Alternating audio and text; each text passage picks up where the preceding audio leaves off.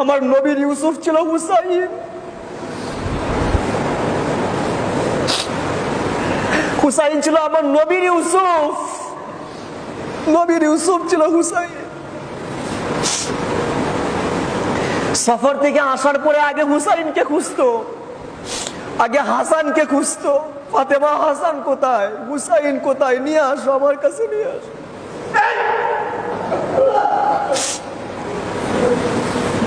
নবী তাদেরকে কুলে নিতেন, বুকে নিতেন, ঘ্রাণ নিতেন,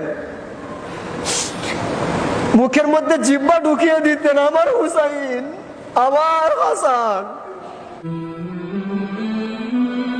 জয়নুল আবিদিন হুজুর পাক কারবালার পর থেকে বাকি 35টা বছর পৃথিবীতে জীবিত ছিলেন, কিন্তু 35টা বছরের মাঝখানে একটা দিনও একবারের জন্য মুচকি হাসি দেন নাই। ওনাকে জিজ্ঞাসা করা হতো, আপনি রাতের বেলায় ইবাদত করেন, দিনের বেলায় রোজা রাখেন, আর মাগরিবের টাইমে হাও মাও করে কান্নাকাটি করেন কেন? উনি বলতেন, মাগরিবের টাইমে আমি যখন পানি নিতে চাই, আমার ওই দিনের কথা স্মরণ হয়ে যায়, যে দিন আমার সঙ্গে আমার পরিবার পানি চেয়েছিল কিন্তু দেওয়া হয় নাই।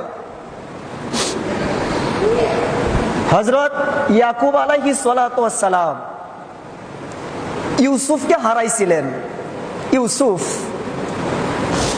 কিন্তু ইউসুফ জীবিত আছেন এটা ইয়াকুব নবী জানতেন।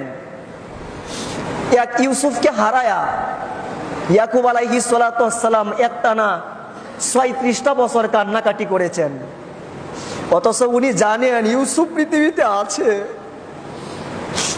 তারপরে ইয়াকুব আলাইহিস সালাতু ওয়াস সালাম কান্নাকাটি করতে করতে চোখের মধ্যে ছানি পড়ে গেছে। ইমাম জয়নুল আবেদিন হুজুর পাক বললেন, আমার নবীর ইউসুফ ছিল হুসাইন। হুসাইন ছিল আমার নবীর ইউসুফ, নবীর ইউসুফ ছিল হুসাইন।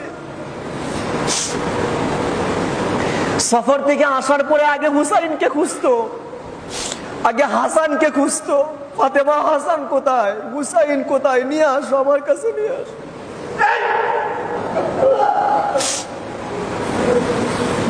নবী তাদেরকে কুলে নিতেন, বুকে নিতেন, ঘ্রাণ নিতেন, মুখের মধ্যে জিহ্বা ঢুকিয়ে দিতেন, আমার হুসাইন, আমার হাসান। এত পরিমাণ ভালোবাসতেন। নবীজি নামাজ পড়তেন, সিজদারত অবস্থায় হাসান উপরে উঠতো, হুসাইন উপরে উঠতো। এত পরিমাণ ভালোবাসা তাদেরকে বাসতেন। জয়নুল আবেদিন হুজুর পাক বলেন, আমার সামনে দেখলাম ইমাম হুসাইনের শাহাদাত, আলী আসগরের শাহাদাত, আলী আকবরের শাহাদাত। একে একে 17 জন 27 জন নবীর পরিবারকে হত্যা হইতে দেখলাম। সেই ঘটনা আমার অন্তর থেকে যায় না। কেমনে বলো, আমি হাসার জন্য? হাসা আমার পক্ষে সম্ভব না, মুচকি হাসাটাও সম্ভব না। যারা আশেক তারা মহরমে এত আনন্দ করে, কথা বলেন, করে না।